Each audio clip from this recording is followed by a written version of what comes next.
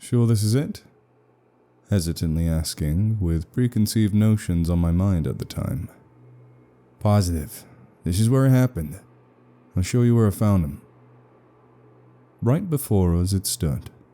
The entrance, at least 10 feet in diameter looming above, to the underground sanitation system beneath the city. Without haste, we entered, braving whatever we'd encounter in the dark ahead. Here I was, a scientist grounded by reality and empirical evidence, chasing what was otherwise a fanciful legend with a tunnel worker in the sewers. Honestly, the last thing anybody would expect someone in my line of work to be doing. Urban myths about the underground, the dark enclosed space beneath cities, have existed for as long as anyone can remember. And the best example of these kinds of accounts take place in sanitation systems. New York, Chicago, just about every metropolis in the country has came up with each of their own localized legends that take place in the dark tunnels and drainages beneath, describing such entities as humanoid reptilians, mole people, giant rats, and so on.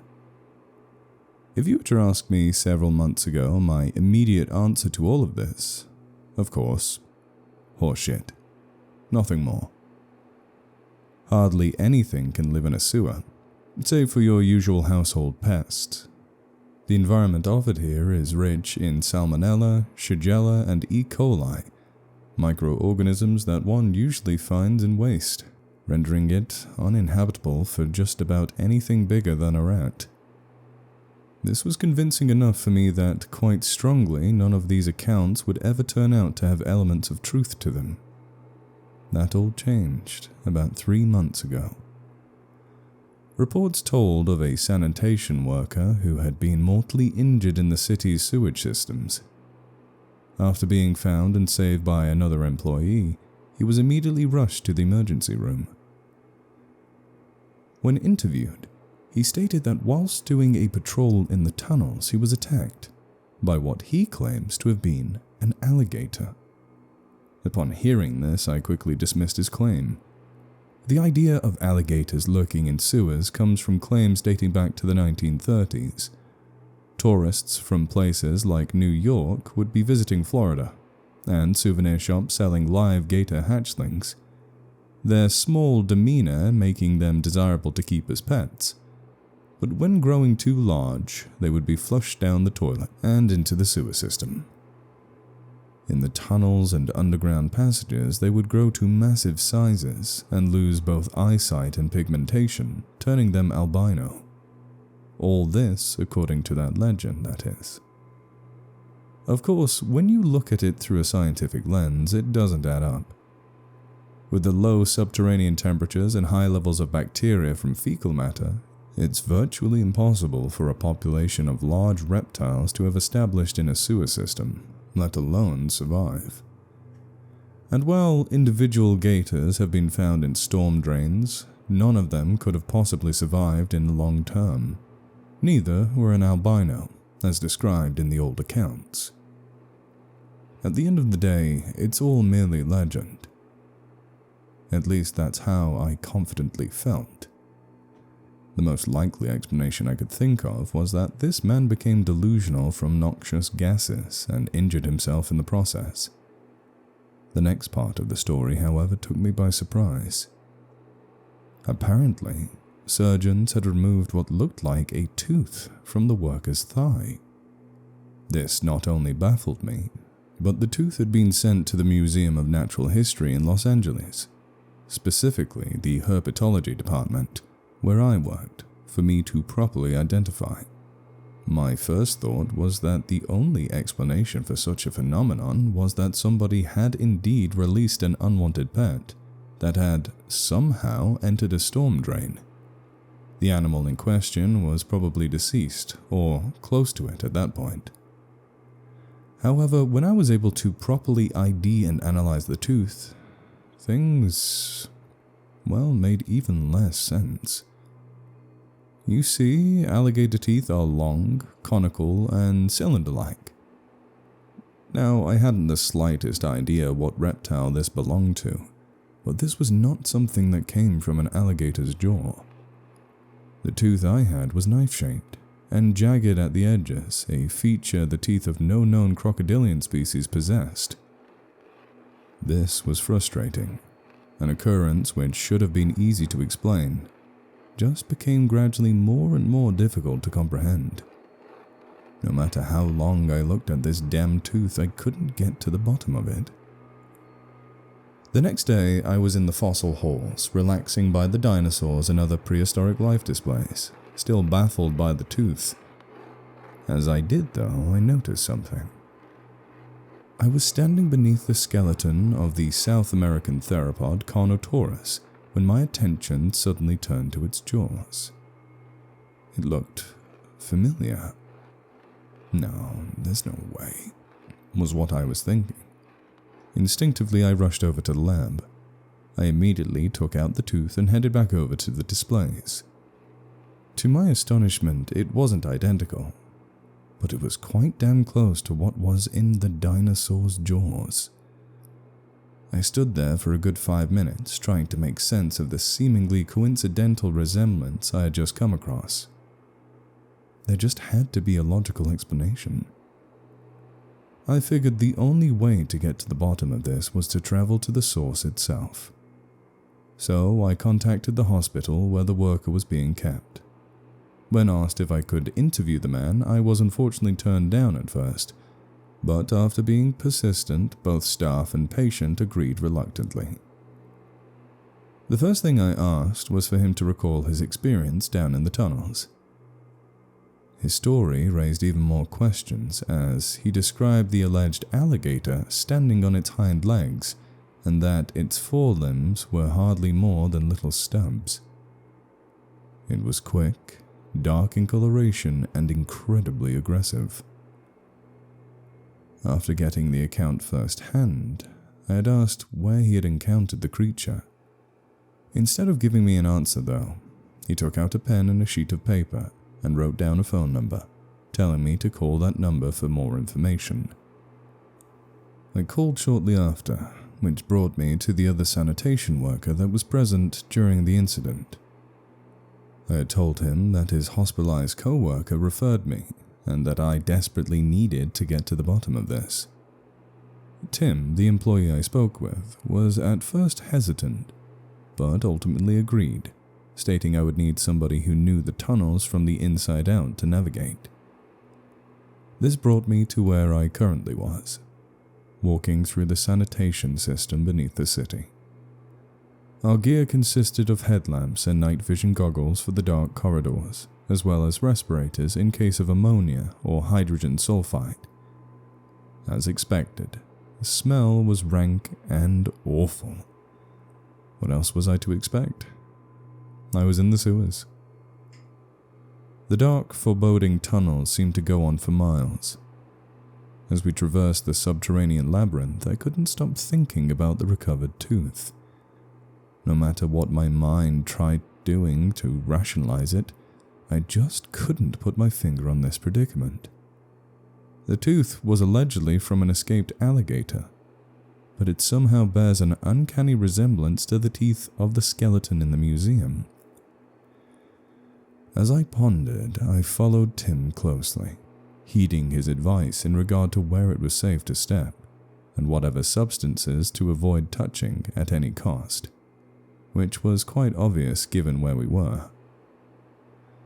For hours we walked, nothing but the beams of our headlamps illuminating the path in front of us. Eventually, Tim stopped for a good minute, before rushing around the corner to find a rather unexpected scene. It was a series of pipes, only busted and completely destroyed, with steam leaking out of several of the openings.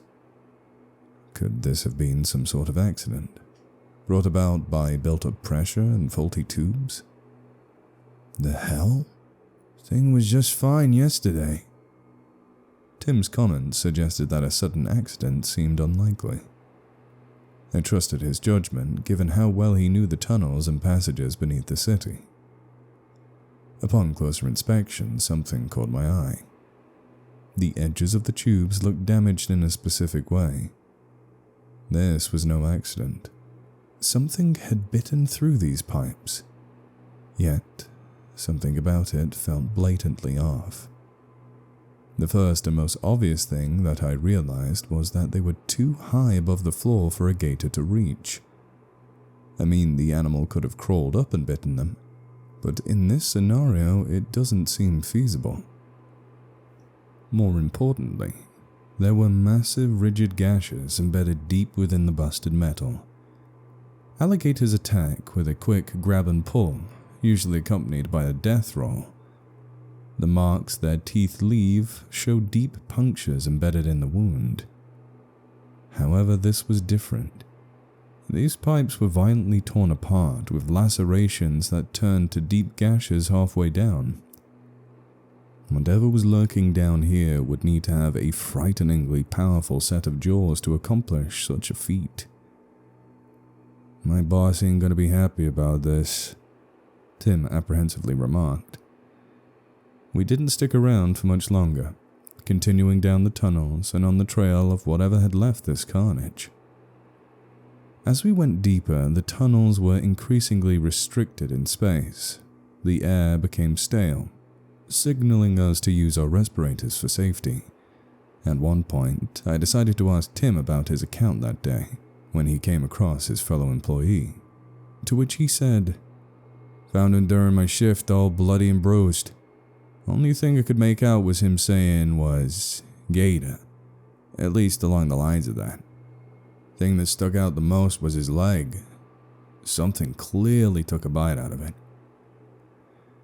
As he recalled his ordeal, he seemed somewhat on edge.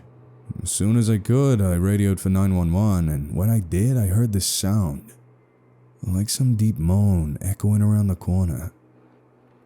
Before he could say anything else, he suddenly flinched. Out of nowhere, a rat ran out from the darkness beneath Tim and I. It didn't pay us any heed, simply bolting through. Tim shot back a little, a look of held-back disgust on his face. Immediately, another one bolted past us, with a second rat trailing behind. Gradually, more and more rats were running in the opposite direction out of the darkness, all of them bolting past us at full speed, not seeming to care about our presence. Just vile. Tim looked like he was going to throw up. They were all just running in the same direction, as if something had terrified them. There was no doubt the two of us were getting close to it, whatever it was. Then it went quiet. For a solid minute. No rats, not even hissing from the surrounding pipes, just eerie silence. It was then broken by the sound of faint splashing off in the distance. Tim and I flashed our beams in the direction of the noise, but were only met with what seemed like impenetrable darkness. Another splash, this one slightly closer. The sudden noise of which put the two of us ever more on edge. I quickly switched on my night vision goggles and scanned my surroundings, but there was nothing, just endless dark. I turned to face Tim and my heart stopped. Above him was a tall, menacing shape. I couldn't make out any details, just a pair of seemingly glowing eyes hovering above him. Tim looked at me with concern, but before he could say anything, I quickly whispered to him, "Stand absolutely still." "What in the hell are you?" In a half second, the dark figure above dove and grabbed him, dragging him off into the darkness, his screams echoing throughout the tunnels. In that moment, I was in utter fear-induced paralysis. Whatever this thing was, it was certainly not a damn gator. Immediately, I bolted after him, following the echoes down the passage. This thing, though, it was crazy fast. As in a matter of minutes, I lost track of it and Tim. Within seconds, my surroundings fell back into silence. The splashing, the screaming, all of a sudden stopped. I had no idea what to do, so I had to act immediately. Without haste, I continued in the direction I heard the creature going. As I ran into another familiar sight, more damaged pipes. Only these weren't bitten, but more crushed and scraped. There were white scratch marks on the tubes that had been otherwise flattened against the wall. But there was more. Down below there were several reflective jet-black objects. I knelt down to get a better look, and when I picked them up, they felt jagged, yet smooth. I was clearly holding reptilian scales, likely shed when the animal rammed into the pipes. A struggle, maybe. Then I heard something. A deep, bellowing hiss echoing throughout the tunnels. But where was Tim? I had to find him. But I sure as hell didn't want to end up on the business end of that thing's jaws. Reluctantly, I proceeded in the direction of the noise. As I did, the corridors widened, giving me more space to move, which was reassuring, but also meant that it could come at me from any direction unexpectedly.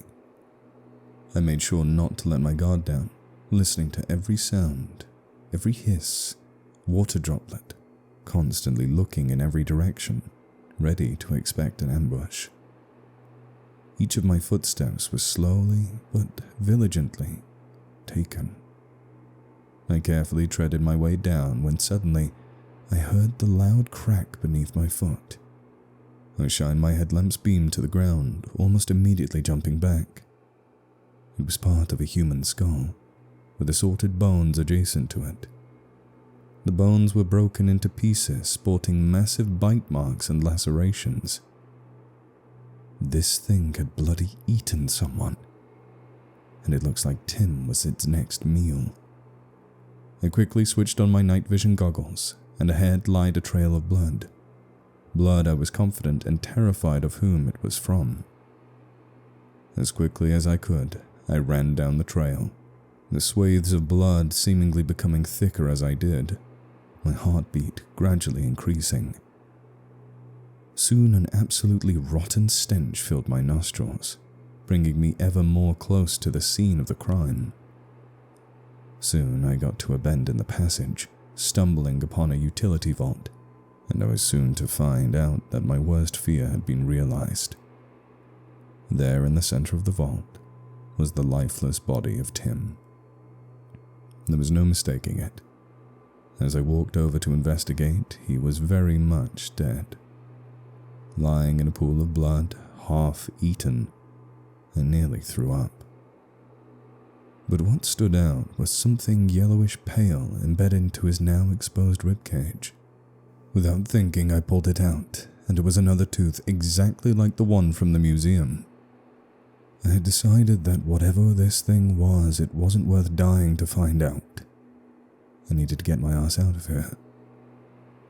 Luckily, utility vaults connect to manholes, and there was one right above this gory mess. My next and only priority in that moment was to climb out and get authorities regarding my deceased guide. Then, like a rushing typhoon, I felt a gust of stale, rank air rush past me, followed by a deep growling hiss, the impact of which froze my entire body solid, except for my heart, now operating at full force. Without warning, I felt something ram up against my back, knocking me down into the water. Looking up, my headlamp's beam finally revealed a good look at the creature. There it was, the outline of a large reptilian predator 10 meters in length, a stiff tail, massive jaws, covered in thick reinforced scales. There was no mistaking what this thing was. Only, it wasn't the same animal as the skeleton display at the museum, lacking the signature bull horns of a Carnotaurus. No, this thing instead had a jagged, spiked comb atop its head. It then opened its mouth to reveal a menacing row of teeth covered in the entrails of its last meal, that being Tim. Then proceeded to let out a blood-curdling roar. It began to close in on me, its jaws drawing closer. This wasn't hunting behavior. The animal was clearly exhibiting territoriality toward me. My survival instincts kicked in, and I rushed to my feet, bolting toward the ladder. In this moment, escaping through the manhole was the only thing on my mind. Unfortunately, I only made it a few steps before I slipped and fell once more. The animal continued its advance on me, aggressively gnashing its jaws, backing me against the wall. What happened next was unexpected. A sudden white flash appeared, the appearance of which caught the attention of the creature, who looked at it for a solid minute, seemingly forgetting I was even there. It was some sort of pulsating vortex. At its center, I swore I could almost make out some sort of landscape. It then proceeded to flash brighter, which apparently signaled the animal to run towards it, bolting into the vortex of white and disappearing. The pulsating picked up in speed, flickering faster with each second until it contracted and disappeared. I was sitting here in near total darkness once more, the only light coming from the beam of my headlamp. The mangled body of Tim lay there in the center of the room. The stench still rank. Immediately I headed to the ladder and crawled out through the manhole, lifting the lid to find myself on a sidewalk. Without hesitation, I contacted the authorities. The paramedics had arrived within the hour, and once having retrieved Tim, sealed him away in a body bag. I luckily only had minor cuts and bruises. Roughly a week later, the autopsy report suggested Tim's death was the result of some animal mauling, with the tooth I pulled from his corpse confiscated by the police department as evidence of the incident. Ultimately, the report stated that Tim's demise was attributed to an escaped alligator, as eyewitness reports had claimed, although no such creature was ever found. I, however, know better. I'd been able to hold on to the scales I had recovered, keeping them in my office at the museum, as a reminder of the whole ordeal. There's not a single doubt in my mind that what I saw was a dinosaur, only it wasn't any genus known to science. And that vortex, I swore I saw something on the other side. Was it a portal of sorts? If so, to where? Or when? My first theory was that this was some sort of portal that led to the past. But then another thought crossed my mind. Could that have been an alternate timeline? It would explain the animal's unfamiliarity. At the end of the day, however, I found no answers. Just more and more questions. Despite my encounter, I wanted to get to the bottom of it all. I needed to find out the truth for myself. So I've decided that despite the risk, I need to go back down there. I needed answers. And I was determined to find them at any cost.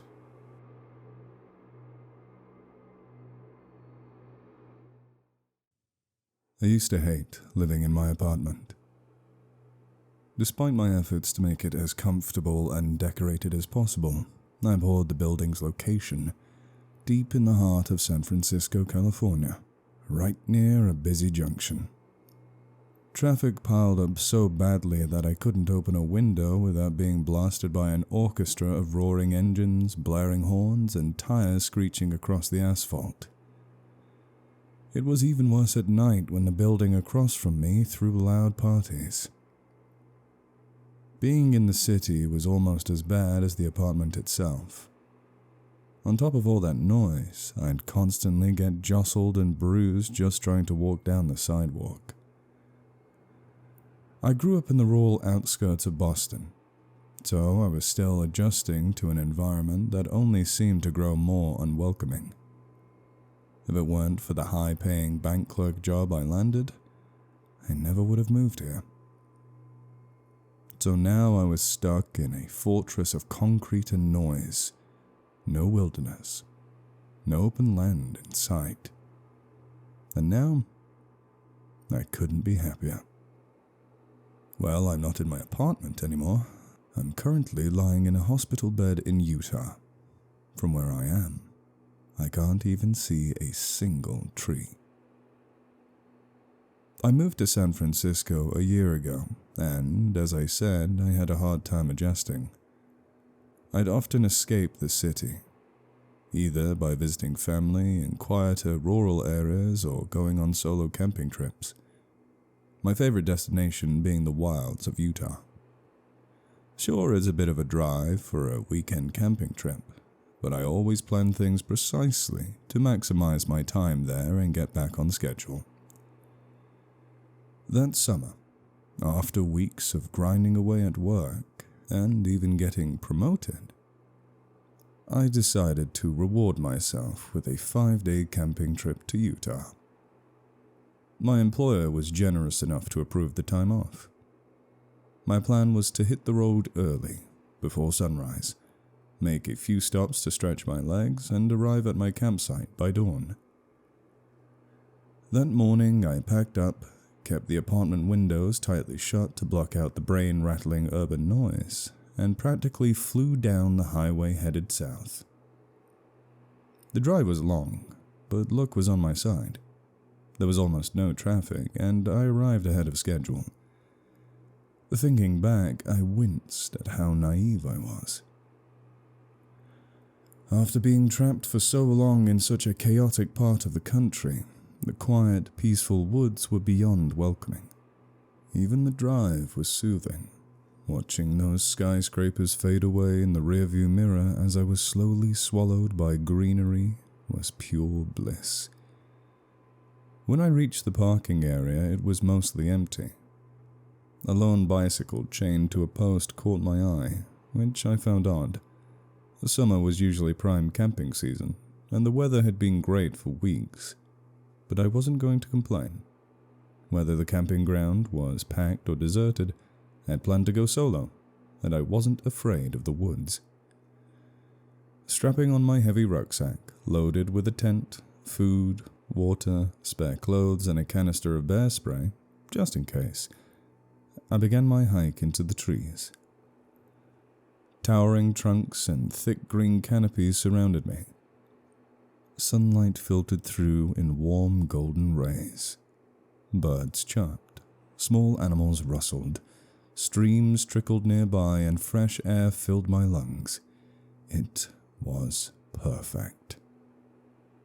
The weather, the scenery, the quiet, all of it was perfect.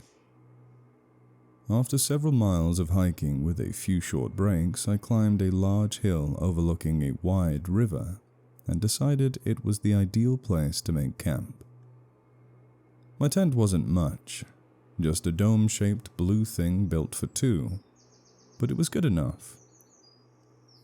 After setting it up, I cleared a patch of earth for a fire, collected dry wood, and soon had a modest but cozy blaze crackling just as the sun dipped behind the horizon.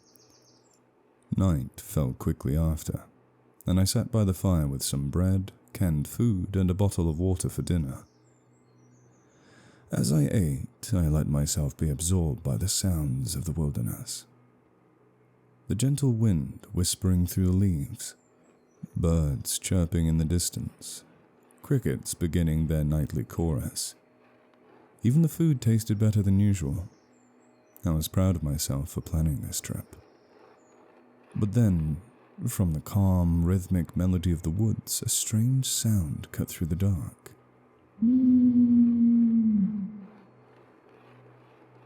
The spoon was still in my mouth when I froze. Slowly, I turned my head toward the sound just as it echoed again. My first thought was an owl, but something about it was off. The sound was deeper, more drawn out than any owl I had heard before.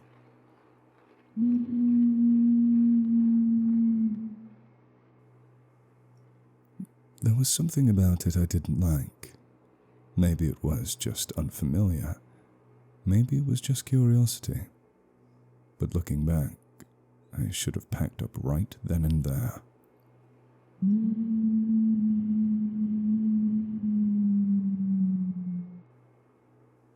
The sound continued for another minute, then stopped as suddenly as it had started. I stared into the dark for a while, eventually returning to my food. The rest of the night passed quietly. No more hoots, no odd noises. I slept through the night and woke up in peace. Nature may have been calm, but I wasn't. I wouldn't say I was paranoid, but that hooting stuck in my mind. I'm no expert on wildlife, and sure, unfamiliar animal calls weren't a reason to panic. Still, I couldn't shake it. The sound was unlike anything I'd heard before. It wasn't just a deep owl call, there was something wrong with it, something I couldn't place. To clear my head, I woke up early and hiked down the wide, calm river below. The morning sun cast golden bands across the crystal water. It was gorgeous, almost enough to make me forget. Almost. Looking to my left, I spotted a massive boulder at the river's edge. I climbed it for a better view, and that's when I saw them. Footprints. The footprints on the other side of the river were large. My first thought was that a very tall person had passed through recently, but the spacing between each print seemed too far apart, even for the longest of human strides. Then I wondered if they were bear tracks, but no. Even from across the water, I could tell that whatever made those impressions had walked on 2 legs. Like I said before, I'm no wildlife expert, but I knew there was nothing native to North America that left prints like those. And then the hooting echoed in my memory. A creeping unease washed over me. I tried to shake it off, to come up with any explanation.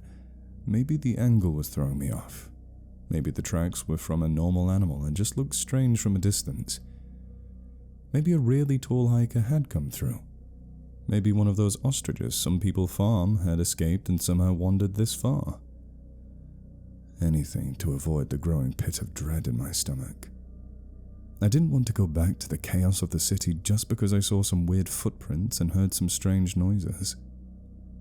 Despite my nerves, the rest of the day passed uneventfully. I hiked without my pack, soaking in the sights and sounds and smells of nature. The wind in the trees, the crunch of earth beneath my boots. I felt free, unburdened. I still had several days left to enjoy, and I wanted to make every moment last. That night I had another quiet evening. Ate, drank, then crawled into my tent. I'd relaxed enough to forget the hoots and prints entirely. Until, after what felt like only minutes of sleep, my eyes shot open. I stared up at the ceiling of the tent, confused about why I'd woken up. Then I heard it. Movement. Something was walking around my campsite. At first, I assumed it was a raccoon, maybe a rabbit, but the footsteps were too heavy. Then I wondered if a deer had wandered in, but that hope vanished the moment I saw its silhouette through the fabric of the tent. The moon was full and bright, casting shadows clearly. Something tall, large. It moved upright, sniffing the ground where I'd been sitting earlier. Then it slowly crept towards the right side of the tent. I held my breath. It was on 2 legs. I could see that clearly now. It had front limbs that hung like arms, a long snout, and, what chilled me the most, a tail. A long, thick tail that swayed as it moved. Frozen in place, I kept my breathing slow and shallow. The creature's head lowered next to mine, separated from me only by a thin sheet of nylon. Its snout pressed into the tent, sniffing deeply mere inches from my face. My eyes began to water from fear and from not blinking. Sweat rolled down my cheeks. I realized with a jolt of horror that it could smell me. It could smell my sweat. I nearly gasped at the realization, and the creature paused. Then, after a moment, it stood upright again. It made a low, deep chirping sound, followed by a series of rapid clicks. I reached for the knife I'd kept in my pocket, just in case my fingers closed around the handle. But then, to my disbelief, the creature simply walked away. I lay there in stunned silence. I waited a full minute before I finally allowed myself to breathe. Relief came, but it didn't ease my fear. And then,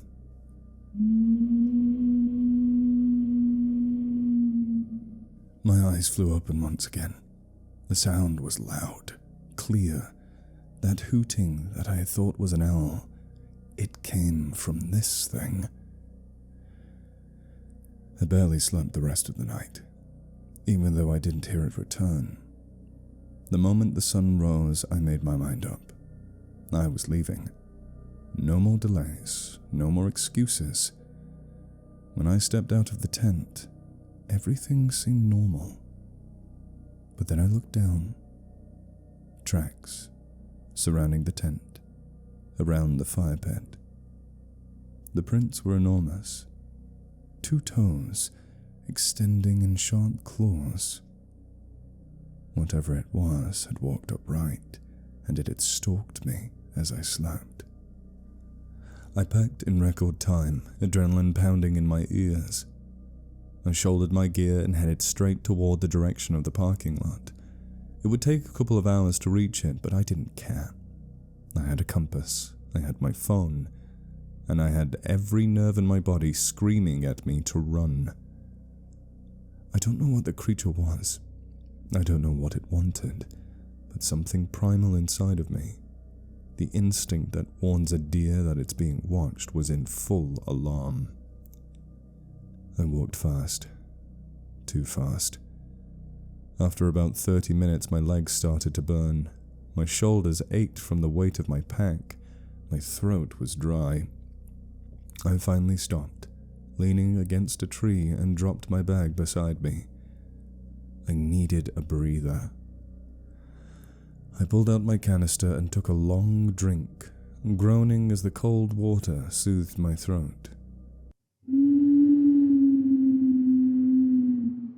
I froze. It was close. Much closer than before. Worse, it was coming from the direction I was heading. That thing was ahead of me, waiting. I pressed my back tight to a tree, scanning the woods in desperation. My knife was out, so was the bear spray. I was sweating again, panicking again, and I tried to wipe myself dry. That smell might be how it was tracking me. Then I saw movement. Something light brown, maybe 30 meters to my left, creeping quietly between the trees.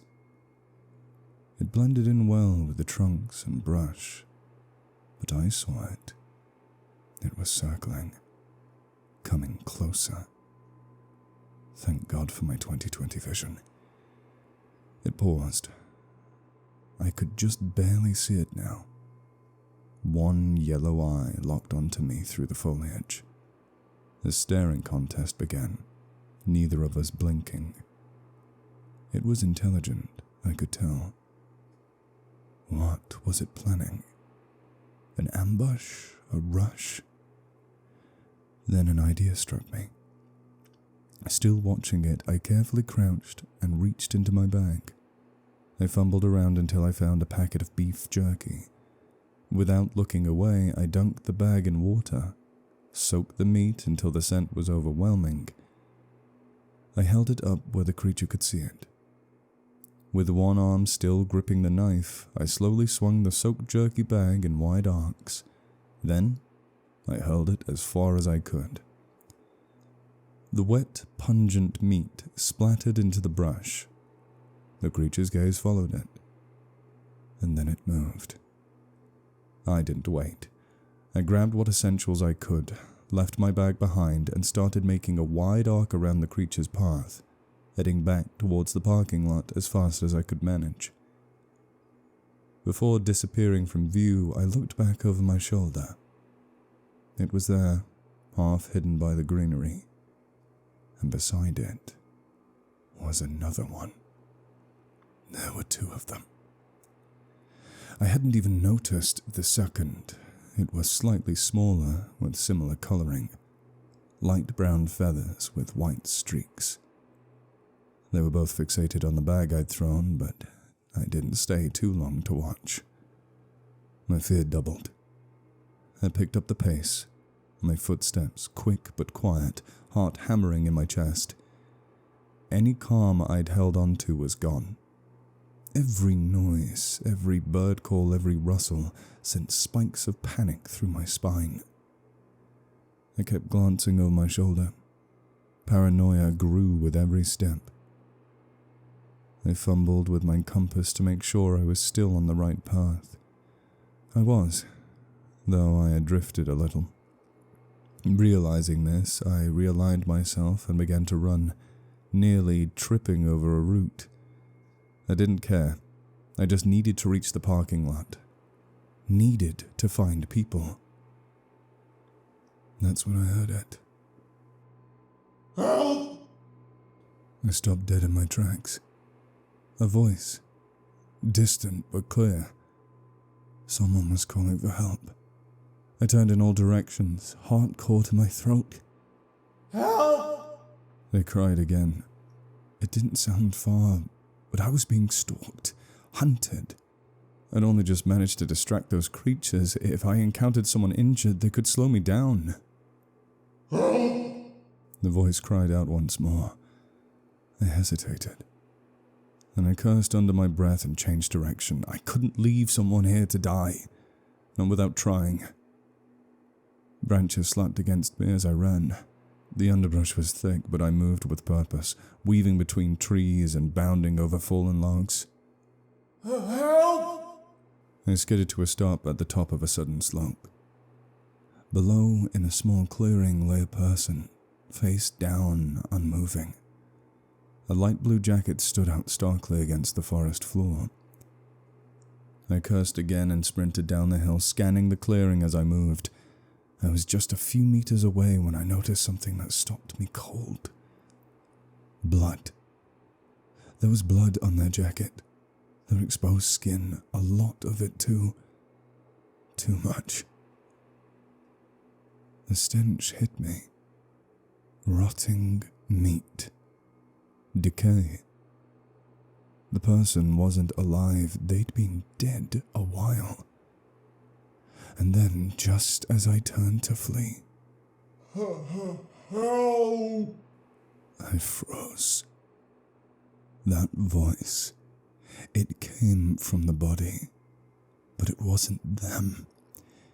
It was wrong.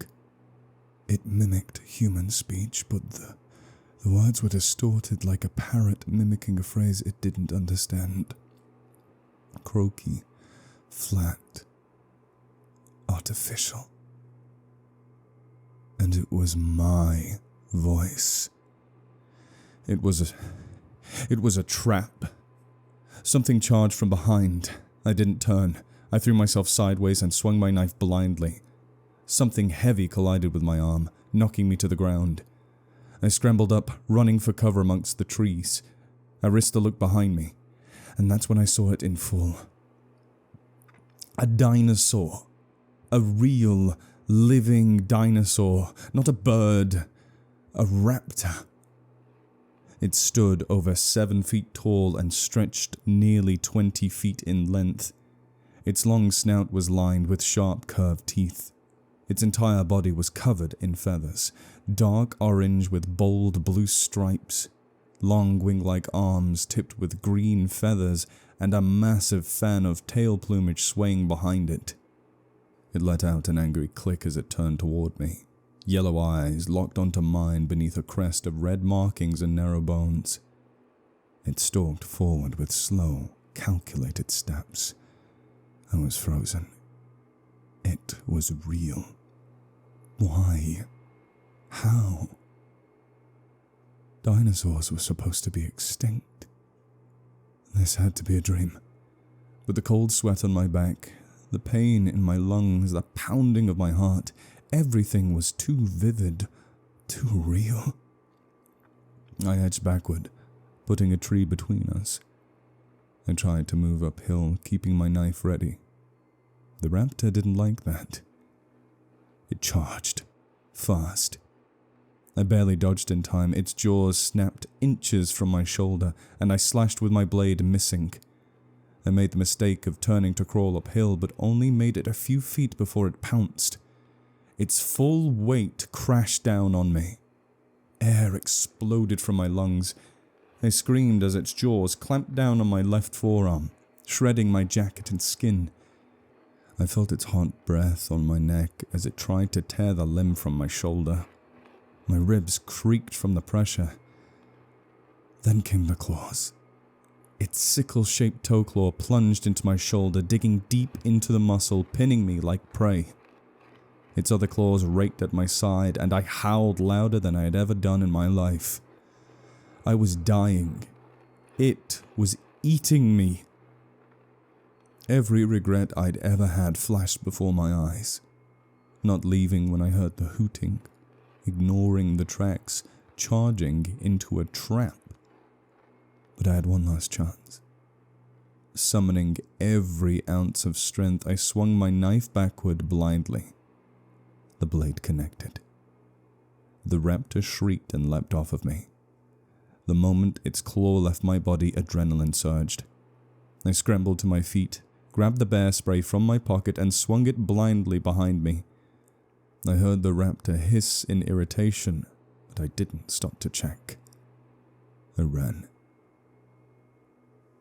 I ran harder than I ever had before. The forest became a blur around me. My breath tore from my throat, and still I pushed faster. I glanced left, then right. No sign of pursuit, but that didn't mean anything.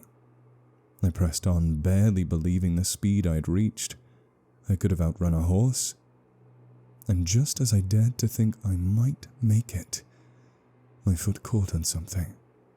A root, a rock, my own exhaustion. It didn't matter.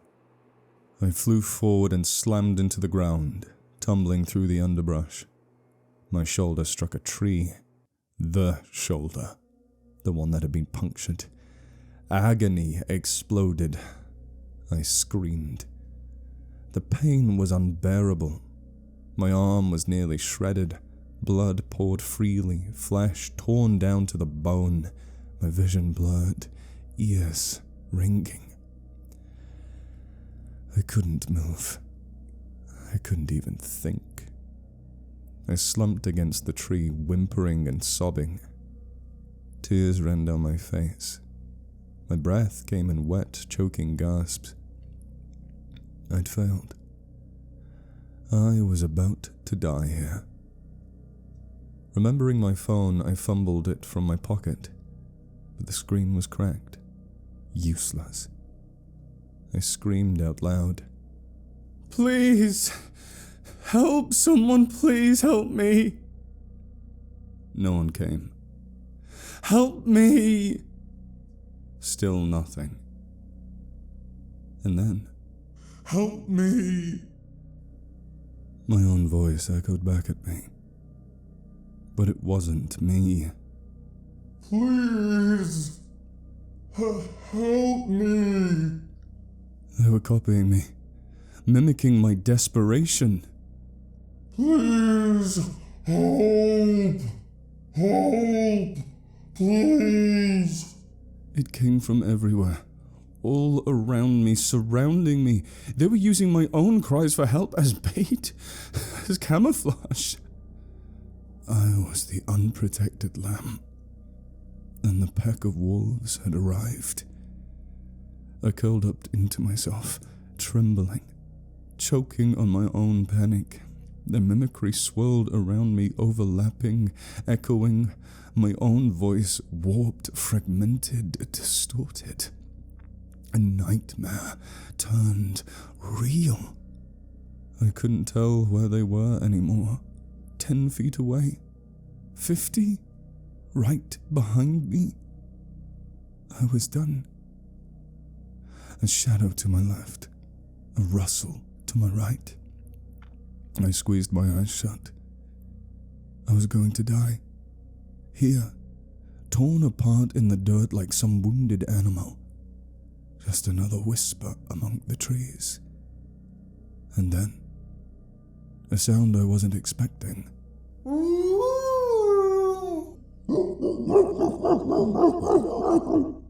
A howl, followed by barking. Dogs, loud, sharp, furious. I flinched when two large dogs, a German shepherd and a husky, burst through the trees, both leashed and snarling. Behind them came their owner, a broad, bearded man in hiking gear. He spotted me. His eyes widened. I remembered him, shouting something, rushing over. The dogs sniffed me, nudged me. One of them whined as I groaned. The man asked what happened, and I couldn't respond. The last thing I remember was the forest exploding into chaos behind us. Dogs barking, something crashing through the brush, the man dragging me across the forest floor as I faded in and out of consciousness. Then, gravel. I was on the parking lot pavement, safe, barely. Just before I passed out, I looked toward the tree line, and I saw them. The raptors stood at the edge of the forest. The largest, the one that had attacked me, had a fresh slash over its right eye, leaving dark blood. Beside it stood the other two, one matching its coloring, the other a lighter brown with white markings. They didn't move. They just watched. I saw something in their eyes, not confusion, not fear. Anger. They had lost their prey. And then everything went to black. I woke up 3 days later in a Utah hospital bed, sitting upright, disoriented. A nurse calmed me, explained where I was. At first, I couldn't remember why I was there. But when I shifted and pain tore through my ribs and arm, it all came rushing back. I panicked, screamed. Nurses and doctors flooded the room. I kept babbling about raptors, real raptors, until someone injected me with something to calm me down. When I woke up again, a police officer was waiting. He asked me what had happened. I told him I needed time to gather my thoughts. He nodded and stepped outside, giving me an hour. I asked the nurse for my phone, and now I'm here, typing this all out. The officer is still waiting. He's probably going to look at me like I'm insane when I tell him that creatures from Jurassic Park are alive and hunting people in the Utah wilderness, and that they can mimic voices to lure humans into traps. But that's not what matters right now. What matters is that I survived. I'm going home, back to my apartment, back to the concrete and the steel, the honking horns, the shouting crowds, the unbearable noise. Back to a place with people, with buildings, with cell signal and police and neighbors across the hall. No wilderness in sight. And I couldn't be happier. But as for you, the one reading this, I leave you with a warning. Don't just avoid camping. Warn everyone you know, family, friends, co-workers, authorities, wildlife agencies, anyone who will listen. Tell them there are things in the woods. Things that shouldn't exist. Things that are killing people. If they don't believe you, show them this story. Show them the part where someone died. The part where something tried to kill me. Let them laugh. Let them doubt. And then maybe, hopefully, they'll start to look. Before it's too late.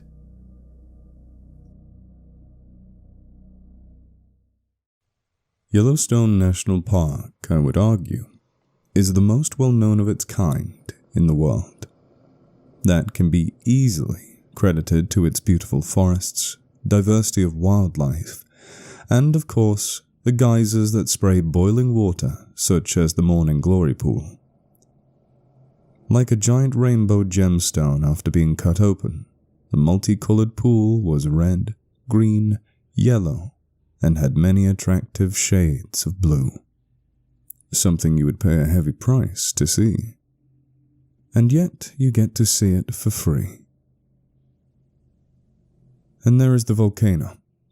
A gargantuan underground supervolcano that is active and world-ending if it were to erupt. But you don't actually need to worry yourself about such a thing. We are safe from that.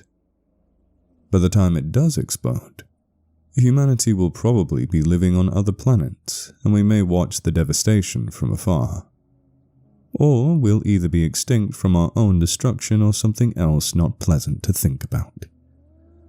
But nonetheless, the park is a beautiful part of our world, and I'm sure it is a place to be on bucket lists for most of the American population, and even around the world. Thousands of people all year round come down to visit with their families, friends, or by themselves. People from different states, countries, and continents, all excited faces coming in and leaving visibly satisfied. I was happy watching them come and leave, but now I worry for their safety. Let's bring this back to the beginning. To protect my own identity and the identity of others in this story, I'm going to call myself Michael for now, and the two others involved in this, Sarah and Bob. A bit standard, but alas. We both worked at the park for a few years now, with me and Bob as rangers, and with Sarah, who actually worked at the Yellowstone Volcano Observatory. I got around fine with Bob, and Sarah is my sister-in-law. She actually introduced me to this job opening not long after she married my sister. I was very grateful for that, and now I hope she'll have my back when I tell my family about what happened. It all started about a week and a half ago, with some campers leaving the woods and giving Bob and I odd reports. They said that the overall trip was pleasant, but they were disturbed by some noises they heard. They described it as deep, rumbling noises that they felt just as much as they heard. Bob and I had no clue what that meant and chalked it up to their imagination, but soon we heard it as well. A distant and faint, but still very much existing noise. A low rumbling that felt powerful, and soon some campers reported seeing trees in the distance shaking and moving like they were being pushed over. I theorized for a bit that it was a stampeding bison herd, but the frequency of the rumblings didn't match that group of running animals, and I heard what a stampede sounded like, and it did not match at all. I had a strong feeling of what it was, or more specifically, the source was on the tip of my tongue. It's like when you take a test at school, and there's a question that you knew the answer to, but you just couldn't write it down. As it went on, Bob jokingly said, "Maybe it's the volcano," and I laughed with him. But that part of my brain latched onto that, and I began to worry it was the volcano. Tremors and rumblings that would have been picked up by various equipment, like Richter scales, occasionally happen, but not to the extent we would all hear it and shake trees. Not to my own memory, at least, and I was worried the volcano was acting up. I tried to rationalize it as the rumblings being something else. If it was a volcano, more trees would shake and not small sections of them, as the campers described. And if the volcano was acting up, Sarah would have called to inform us, or anyone else from the observatory in case it was something we would be concerned about. Or at least just to calm our nerves on a seismic behavior we had no knowledge of. But that part of my brain wouldn't relax, and I feared the worst. So I took it upon myself to call Sarah and ask. I sighed in relief and felt my heart beat normally as Sarah told me there hadn't been any seismic activity or tremors. In fact, things have actually been relatively calm. Though I was glad to know we weren't under the threat of an eruption, that did mean their source of the noise remained a mystery. After another day of our usual work routine of patrolling the park without going deep into the wilderness, we were interrupted by a rumbling. It was a good distance away, but still as clear as the ether in the geysers. I decided then and there that I was going to get to the bottom of this. Last thing the park needed was something bothering the visitors. After consulting with Bob on the matter, I packed some essentials and decided to use a bike that was made for cycling through forest terrain and made my way deeper into the wilderness. After taking solace that the volcano wasn't behind this, I wasn't as nervous as I went into the wooded areas of the park, and I certainly wasn't afraid of the animals. Deer and coyotes avoided humans. Bison are only dangerous when provoked, and wolves also know that humans are not to be interacted with. We had a bit of a mutual understanding with them. I thought about what the noise could have been. Maybe machinery cutting down trees illegally, or dumb kids partying too hard away from everyone else. After a while, I passed through an empty camping area and stopped to catch my breath. As I did, something loud made me jump. Rumbling again, but not the same. It was far away and lasted longer, and continued still, and soon I could see a wave of brown coming through the trees.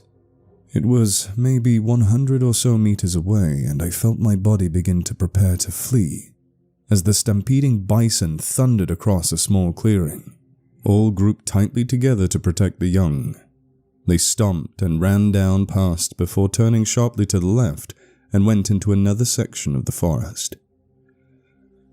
I sighed, knowing they weren't heading towards any tourist centers, and I waited for the wolf pack to come into view.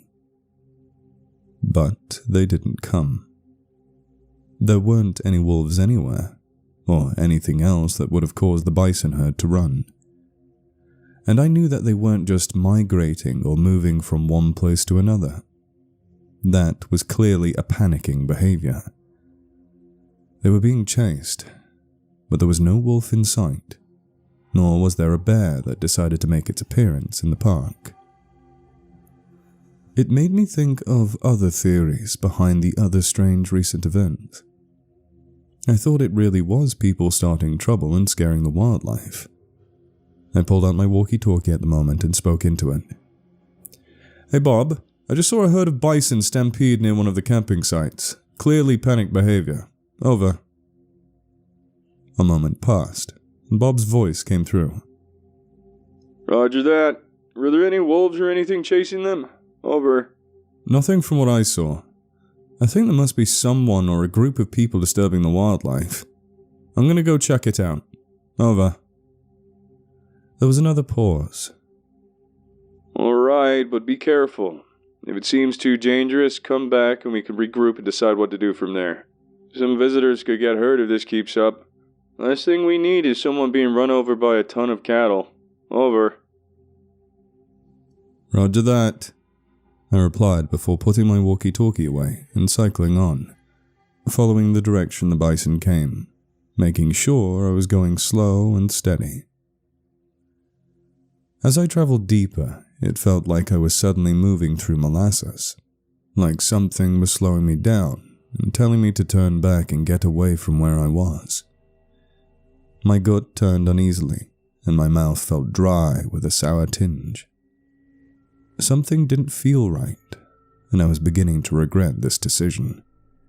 Thoughts of turning back to get Bob so I wouldn't be alone, thoughts of calling the police based on gut feeling, and thoughts of never coming back to this park raced through my mind. But why I had these thoughts, I couldn't even begin to think of an answer for. As I thought this, I broke through the tree line and froze. My hands gripping the handle brakes so tightly and fast that I almost flipped over the bike, Right in front of me was a dead bison. A large dead bison, completely ripped apart. I've seen kills from wolves before, but this wasn't anything like what a normal animal could do. The lower half of the bison was gone, including bits of the front, like it was feasted upon by dozens of animals, but the ground was still wet with blood, telling me it was a recent kill. Flies buzzed about the corpse, bits of what little organs it had left stretched out of the torso, and the bull's face was in a state of shock. And that was another detail that was odd. It wasn't a young or elder bull. It was big, and could have easily been in good fighting health before it ended up like this, not the usual first choice for predators.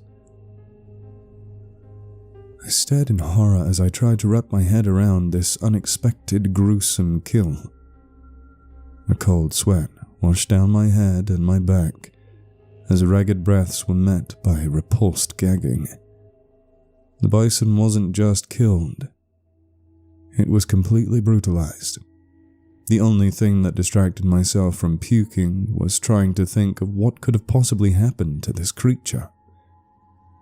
Just then, I turned my gaze up to see a thick trail of blood that started a few meters away from the bison and led into a thicker foliage of trees, like something bleeding walked away from the scene. Or what I soon came to learn, carried. Rumbling. My bones vibrated as it felt like a heavyweight boxer punched my chest. That was much closer than before. And this close, I just managed to pick up an aspect of the rumbling. There was something organic about it. Just as I turned my head up at the beige trees, something caught my eye. There was something in the trees. I didn't know what it was at the time, but it was gigantic, dark brown and black. And though I couldn't see eyes or even a head, I knew it was staring at me. More rumbling. This one was different, sharper, like a cut from an axe, breathy as well. Once the vibrations in my body subsided, I finally recognized the massive thing had growled at me. Every instinct I had screamed at me to turn heel, or wheel in this case, and get the hell out of there. And I obeyed them like a drone. I bolted through the park as fast as I could, the trees and plants racing past me in blurs, my legs almost snapping the pedals with how hard I pumped them. Even if I broke the bike, I would just spring up and sprint out of there like I was running for gold. I eventually made it to the main park, threw my bike aside, and burst into the main office, startling Bob. "Close the park!" I remember screaming at him, my heart thundering in my chest, my mouth and throat dry and needing water. "The heck? Why? What happened?" Bob asked, shooting up from his chair. I took a moment to catch my breath, coughing at how parched I was, but managed to find the words. "There's something out there. It killed a bison and it's way too close to the camping sites." "Something? What something?" Bob questioned, confused, but still threw on his coat and adorned his hat, taking me seriously. "I don't know, but it was huge, bigger than anything, and it completely ripped apart a full-grown bull bison." In that moment, I realized how crazy I probably sounded, spurting out words of some giant predator in the woods. But luckily for me, Bob knew me for years, and knew I wouldn't be making something as serious as this up. He looked at me half convinced, half thinking I was confused, but nodded and spoke into his walkie-talkie to the other rangers and park managers about escorting people out and stopping new visitors from entering. The reason he gave was that I had spotted a predator in the woods and it spooked the bison to wander too close to frequently used paths. I let out a sigh of relief, thanking God I didn't come across as completely insane, and sat down, wiping the sweat off my brow, and reached into the bag that I still had on me for some water. For the rest of the day, I spent my time pacing around the room, nervously spying out the window and asking Bob for any updates on the evacuation of the park. He would tell me that all the guests have left, the ones we found at least, and how nothing unusual was spotted.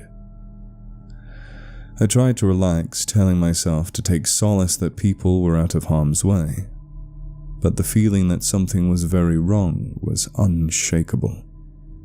"Hey, I'm gonna call it a night," Bob said to me as he began to make his way to our shared bedroom. I looked over at him with a feeling of unease. "Now? It's not that late." I asked him, not wanting to be the only one awake. Bob scratched his nose with his finger and hung up his head. "Yeah, and you should probably get some sleep as well. You need it more than I do, actually." I stared at him for a good while, contemplating over his words, and slowly nodded. "Yeah, sure. Okay. Give me a second." Bob nodded back and went to our room, but I didn't follow. He was right.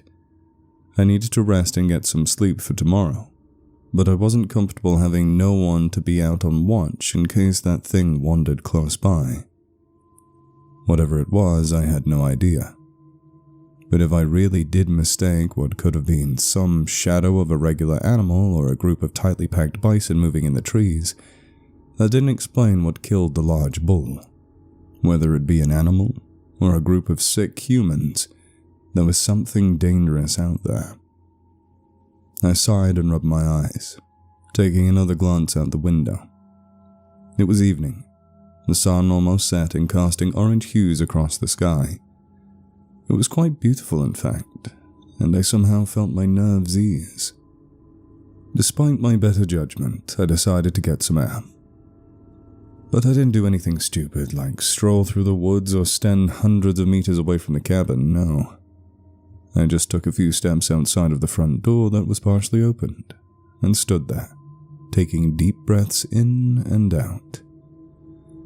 The crisp air filled my lungs and senses. The tension in my muscles loosened, and mind calmed. The therapeutic effect this park had on me stayed true even now. I was about to go back inside, but I stopped and became still. I suddenly felt very uneasy, and I didn't want to be out here anymore. I gulped and turned to my left to walk back inside, but as I faced that direction, I felt every cell in my body explode with panic, and my blood ran cold. Like a wraith, something had snuck up to stand a few long strides away, likely emerging from the trees behind the cabin, walked past the building, and stopped to look down upon me. Standing still, looming over me and the cabin with its great mass, was a long-thought dead animal.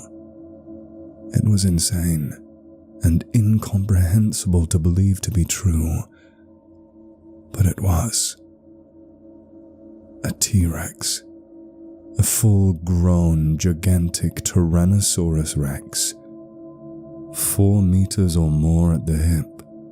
13 meters from nose to tail if I were to bet, 10 or likely more tons in weight.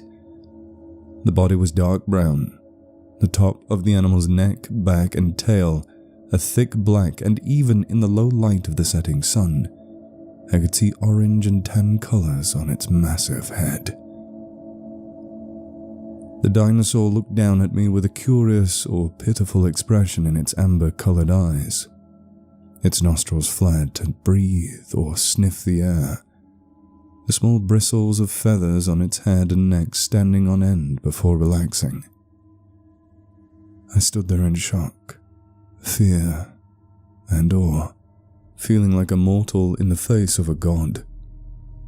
As my mind reeled from this impossible reality, my knees began to shake. My heart raced and sweat ran down my head and neck in gallons. I could only stammer before I felt life rush back into me, and I jumped back into the cabin and slammed the door shut with a loud bang. I backed away from the door, my eyes darting over to the window as I gasped out a squeak. The T-Rex had walked up to the window and bowed its head to peer into the cabin, its eyes piercing into mine as I backed away from the window and pressed my back to the wall.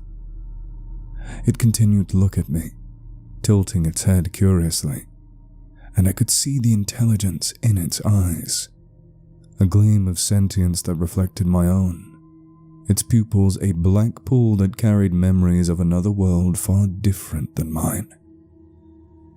It sniffed deeply and opened its mouth, breathing on the glass and fogging it up. But even through the condensation, I could still see its huge serrated teeth. They were long and pointed like railroad spikes. The sight of them making my heart tighten in my chest, and I wanted to puke when I realized what they could do to me. But for a brief moment, my grief-stricken mind actually wondered how I only now just saw its teeth. It seemed it had lips like a lizard, Komodo dragons or something. The Rex could easily smash through the cabin and devour me in one bite if it wanted, and I couldn't tell if it did or not. I begged to whatever was kind enough to grant mercy that I was too small and not worth the effort. But just as I tried to think of ways to escape and get myself and Bob out of there, the T-Rex continued to stare at me for another few seconds before it just casually raised its head and left. The room brightening up now that the sun wasn't blocked out by a colossal predator. I was still clinging to the wall for dear life as it made a sound, a deep hum that vibrated my body like a rumble. And just as I realized the source of that rumbling came from the dinosaur, and this is what had killed the bison, the sound escalated into a long, drawn-out bellow, or a moan, or yawn, or whatever it was. Just a deep, powerful sound. Louder than a wolf's howl, than a bear's roar, louder than anything. The sound from an ancient world that punched me in my chest, and my knees finally collapsed as I curled up into a ball. As the bellow ended and echoed out, Bob burst from the room in his pajamas and asked me what the hell was going on. I didn't answer straight away, and I could remember Bob trying to console me so I could speak to him. But it took a while for me to temporarily push the events from my mind and focus on the then and now. I found myself sitting up on the bed, shaking like a leaf and stuttering out words. When I eventually choked out that there was a Tyrannosaurus Rex in the park, Bob looked at me like I was completely insane. I didn't blame him. What person in their right mind would have it any other way? But, luckily for me, he did notice something definitely shake me up, and something had to make that vocalization from before. Maybe not a T-Rex, but definitely a creature or machine that should not be ignored. He left me in the room to make some calls, but to whom I had no idea. Alone in our room, I took out my laptop and began to regale all of this in my docs, my fingers moving at light speed, but my body was still trembling. I took nervous glances out the window at times before closing the curtains and got back to work. After I post this, I will likely call Sarah and tell her everything and hope she'll believe me. I have one finger on the dial button and the other still typing away on the keyboard as I finish this off. To whoever reads this, be careful and warn whoever you can. Stay away from the woods. Barricade your homes. Do not leave unless you absolutely need to, and bring a weapon. The dinosaurs are back. somehow, in some way. Before I begin with my story, I would like to establish some things about myself. There are facts that go on to explain the actions I have taken that led up to this event, and how I have managed to survive throughout it all. If any of these facts were any different to what they were, I would have no story to share, and I could very well be gone. First of all, I'm an Argentinian man in his prime, living at the northmost area in the country in Salta, just at the border of Brazil. Second, I am 6'6", and last weighed in at 240 pounds, and I have trained in mixed martial arts for many years. And third, I often have a lot of time on my hands, and enough wealth that I don't need to worry about going on trips that will threaten the time schedule of my work. Now that I have provided you with all of that information, I shall begin my tale. Almost every single member of my family has pulled off some feat that made them legends in our tree and even amongst the community. My father was a surgeon who pulled off 2 life-saving operations on the same day. My aunt climbed Everest and apparently encountered a wild snow leopard. My uncle was a rock climber who scaled cliffs with no equipment. My cousin also did surgery on a panda, and my little brother is a world-class boxer. Emphasis on little. I am oddly a lot bigger than he is. So after a while of wondering and taking an innocent glance at the map of my home country, I decided to pull off a feat of endurance that will likely make some headlines. With just a regular bicycle, I was going to cycle from the northernmost point of my country to the very south and cycle back. It was an absolutely ludicrous stunt to travel from Salta to Tierra del Fuego without an engine, but I was determined, and I had support. I planned this whole event off for weeks, drawing out a trail to take, note down all the possible rest stops and what hotels or motels exist in that area, and if there was any tourist attraction I could visit for a short while before continuing on my way. I had my bike looked at and remembered to pack up extra tires and learn how to repair and maintain it if it ever got damaged along the way, which was bound to happen. It was a trip that would take a minimum of 120 days, so I decided to be ready for anything. Just to make sure I wouldn't be needed for the next little while, I only waited to go on the journey until after my brother had his last fight, and would take it easy before I would be called in for training again. Eventually, after all that planning, calling family members, and even having some ceremony as I hopped on my bike, I began my long journey down the road, through the city, and eventually left the provinces where I lived. As the first hour had come and went, my mind took note of what was to come. My legs were worked, already plenty warmed up for this endeavor, and I could feel the weight of my bag that held weeks of supplies on my back. Though I wasn't totally going to avoid the other cities or villages along the way, as some were unavoidable, what was the point in going on a bike ride if I wasn't going to do some sightseeing?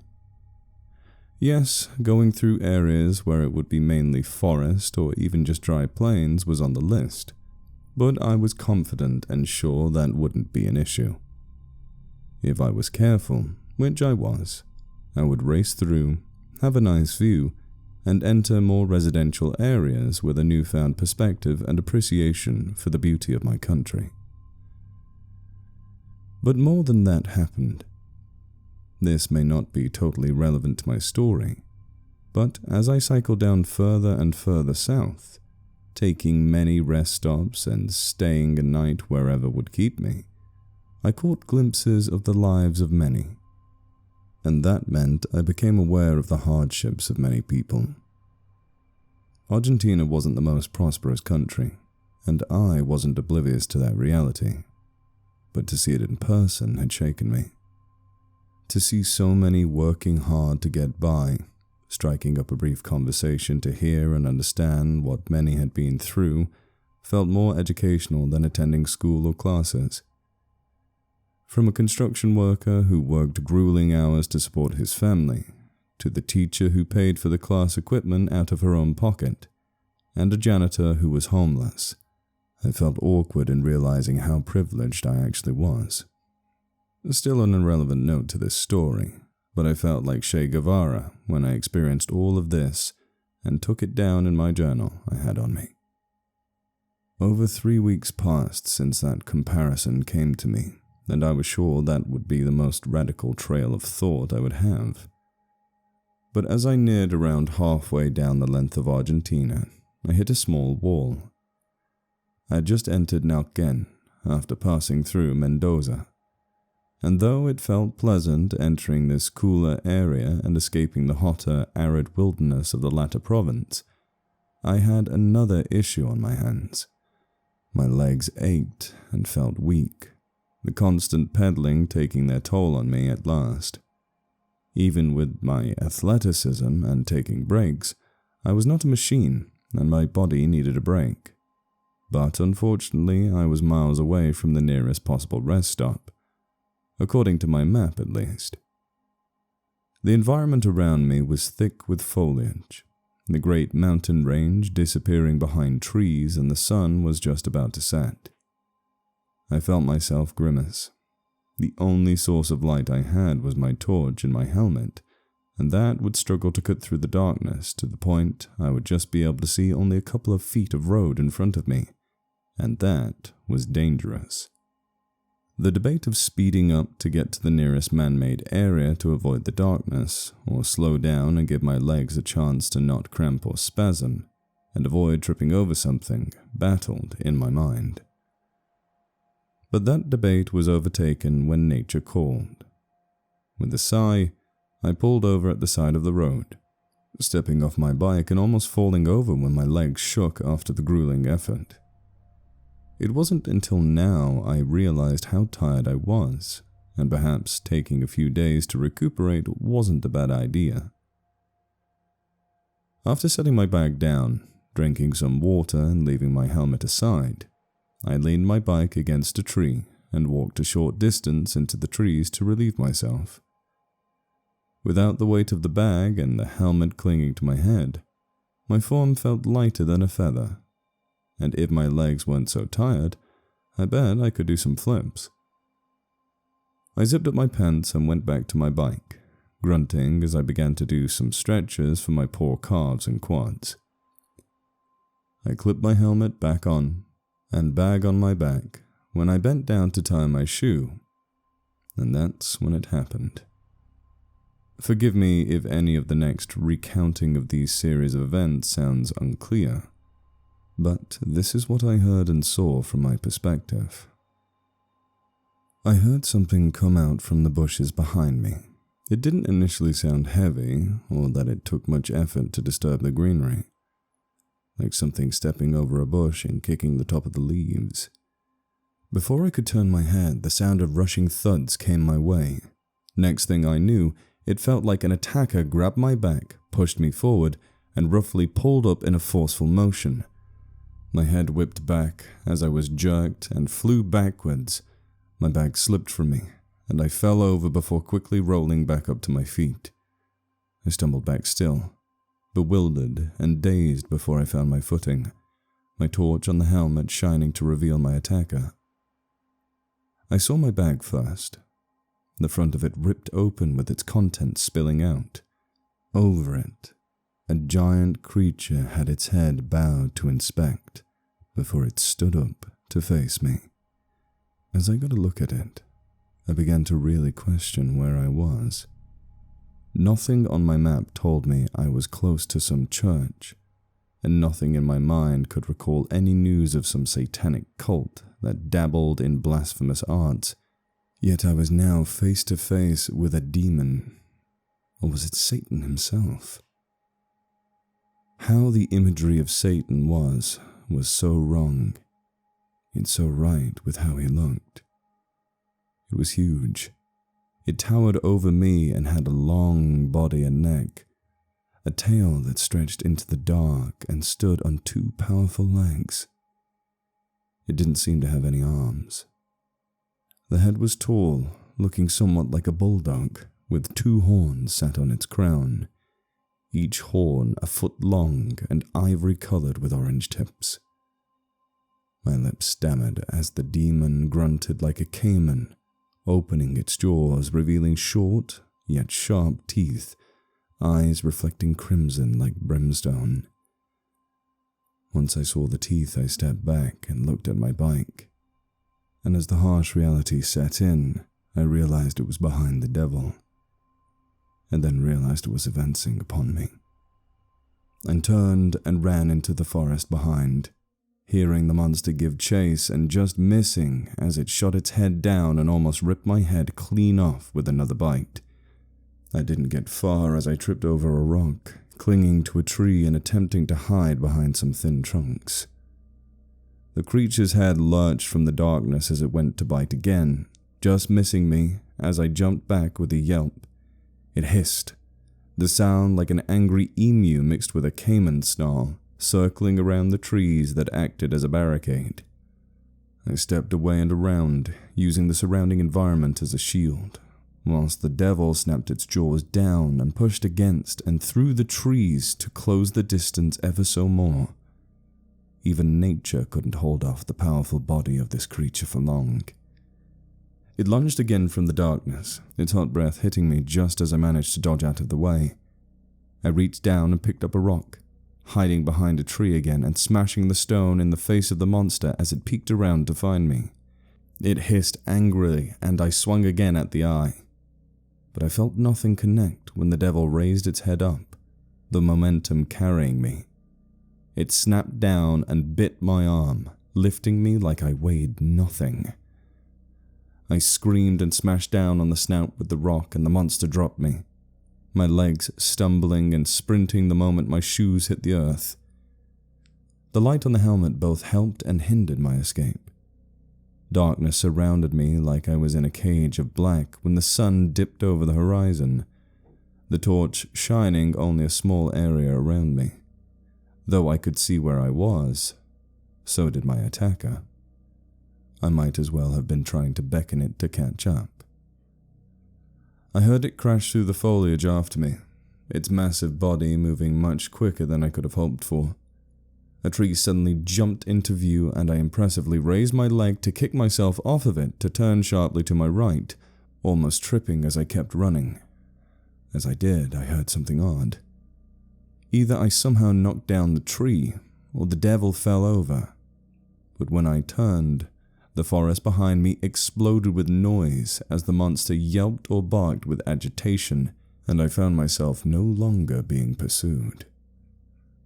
Relief came to me at that moment, and I thought only to get back to the road and cycle out of here as my life depended on it.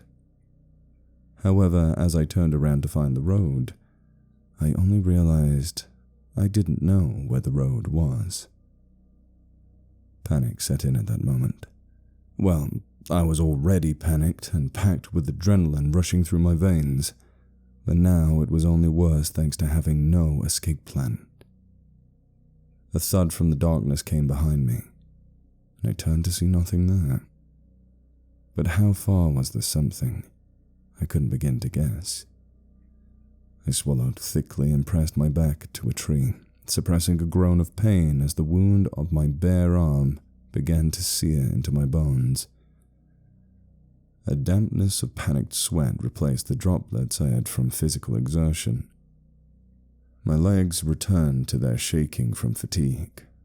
Of all the times to do this was the worst. I could just about see a few feet around me, ready for the demon to lurch into the light. I could at least try to make it harder to find me. Reaching up, I switched my light off, and darkness enveloped me. Before what was like slowly opening my eyes, I adjusted to the black of night. Silhouettes of the forest filled my vision, and I couldn't decide if this was better or worse. I tried to keep my breathing calm and steady, imagining myself at the corner between rounds of fighting to recuperate as I searched for anything. The road, The devil. A better place to hide. Just something to tell me what was where. Nothing moved. Just a stillness that chimed with the chitter of small bugs or birds in the night. My breath picked up again when pain throbbed my arm and I managed to inspect it in the dark. The flesh was badly cut, deep, but my arm didn't feel broken. Either it didn't have a good grip, or the beast couldn't bite down that hard. Regardless, the warm and wet texture of blood was all over my hand, and I had to get out fast and get out faster. I tore off cloth from my shirt, wrapped it around where my forearm met my elbow, and used a stick to twist and tighten it to stop the bleeding. It hurt almost as much as the bite itself. Without anything to keep the stick from spinning the rag loose, I was forced to hold it in place with my other hand before taking my first tentative step forward. I was left in a bad position. Either stay and wait for the devil to find me, or try to find a way out with the chance I'll get even more lost and just stumble upon said devil. All in all, the latter option had some likelihood of surviving. Each crunch of my shoes against the ground made me cringe, body freezing to scan the area before I could take another step. Even in the low light, I aimed to step on rocks or roots to muffle myself whilst walking, listening intently to the surroundings. My situation was bad. Awful. I hadn't a clue where I was. I had a big bleeding wound, and the devil was in the woods with me, and the size of a van. As I walked, a twig snapped, and I darted to a tree and hid behind it, squatting down and peeking over hip-high shrubbery at the trunk. I relaxed a bit to see it was some small bird, around a foot long, scampering about before it flew up into the trees. An idea came to me then. I looked up at the trees around me until my eyes fell upon what looked easy to climb. After searching for anything amiss, I quickly made my way over and climbed up at the risk of undoing my tourniquet. Once I reached high enough, I tightened it again and balanced myself on the highest branch that was also thick enough to hold my weight. Some glimpse of asphalt or a break in the trees to tell me where I was would be great. After a short search, I felt my heart beat faster when I saw the clearing of the road. It was farther than I thought. Did the demon really chase me that deep into the woods? From where I was, I couldn't see it. But could it see me? Did the devil need to lay eyes on me to know where I was? I climbed down the tree with agonizingly slow speed, checked again for danger before I headed to the direction of the road. The closer I got, the quicker I moved and the more noise I made. The double-edged swords of either going quicker or slower debated in my mind, and only added to the growing fear, but that couldn't override the growing pain in my bite wound. My ears were drummed by the beat of my racing heart.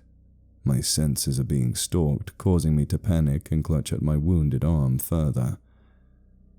The devil wasn't seen or heard, but I felt it close. If I could get to my bag at my bike, wash the bite with water and wrap it up, I wouldn't waste another second before breaking my pedals, cycling out of here, and finding another way to make some legacy. Unexpectedly, I stumbled upon a clearing in the woods, around 100 meters across, or the size of a football field. And upon the field was a group of wild boar. If you didn't know, boars can be very dangerous, especially with young around. Which there was. They looked up at me and snorted, some sign to tell me to back off. But as I stepped back, a chill ran up my spine like a snake made of ice had coiled around my throat. I turned around into the dark of the forest. The air was thick with an unbridled tension. my senses telling me danger was about. My hand reached up to switch the light on, and it shined on the devil as it charged out of the tree line. The gaze only lasted for a few seconds or less before instincts kicked in. I screamed, pivoted, and ran. The boars all squealed and ran with me, my head start becoming null and void as they began to outpace me. The devil was frightfully fast in catching up. Regretfully, I unclipped my helmet and threw it at the closest pig, tripping it under hoof and sending it tumbling down. Just as I burst into the woods again, I heard the snarl of the demon and the boar's wails of distress. I didn't want to sacrifice the poor animal, but I had to. The road finally came, and I immediately went searching for my bike. Luckily, the green highlight of the body made it easy to find in the dark, and I quickly jogged over. My legs spasmed when I grasped the handles. The effect of cycling and running had taken its toll. My arm started to bleed again as I lost the tourniquet in the chase. I turned my head to my bag, ready to bandage my arm when the devil stepped into the road only 50 feet away. My helmet was caught around the back leg of the boar. It dropped loose to the ground to illuminate the creature. Its body was a reddish-brown with blotches of black spots, same color as the hell it crawled out of. Feathers of an owlish red shone in the light, and its horns demanded my attention. Funny enough, I didn't notice that the demon did have arms. They were just oddly small and tucked into its body, like the serpent's was within the Garden of Eden. It tilted its head back to swallow half of the boar whole. It turned to look at me, hellish eyes peering into mine. I stammered before it sniffed and started to walk over. I jumped on my bike and began to pedal, my well-used legs barely providing enough energy to go quickly, and I glanced over my shoulder to see it now running, fast. Despite devouring a large enough pig, I still apparently looked easy enough to kill. I grunted loudly and pumped my legs harder, the wheels spinning. The hot breath of the demon hit my neck as it just missed to bite me, and I went quicker, changing gears to give me an edge. Even though I was going as fast as I could in my state, the demon was still close, and it had impressive endurance. I actually began to cry as it got close again, jaws snapping open to reveal blood-stained teeth, ready to tear me to pieces. Without any other option, I gripped on the brakes of the bike, almost flipping over, and watched the devil struggle to turn before it tripped and crashed on the ground, squawking in a struggle to stand up. Despite the endeavor's chains on my legs, I managed to press on the pedals to keep on cycling, arcing around the devil, and used whatever energy I had left to leave this cursed land. I took one last glance over my shoulder to see it stand back up, steadying itself before it looked in my direction. It didn't pursue, just watched. I didn't know how long I was going. Hours or almost an entire day, with the sun rising and the sky growing darker again. But by the time my body finally gave up, I was completely delirious and on the edge of death. Maybe I was actually dead at the time and came back to life.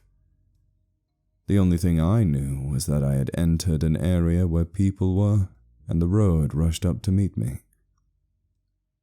I closed my eyes and opened them to be met with the doctor looking me over.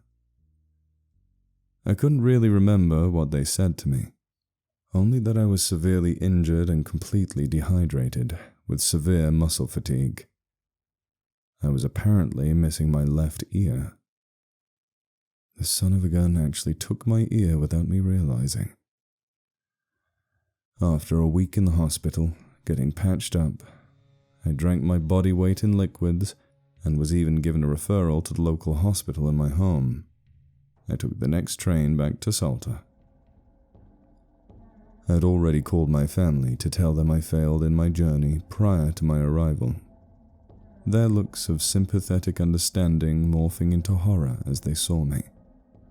Though my arm was enough evidence something mad had happened, my face told more than anything. It looked like I was in a war. It felt like I was. They sat me down, and I explained everything, scaring my parents beyond belief and almost giving my grandmother a heart attack as she clutched a rosary close to her chest, mumbling a Hail Mary. I certainly didn't plan on making my legacy in the family being a victim of the devil. I didn't know what else I did to deserve being chased by that thing.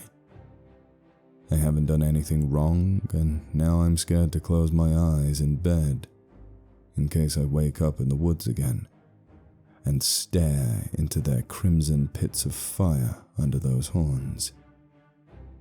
Take what you can from this tale. I can only pray.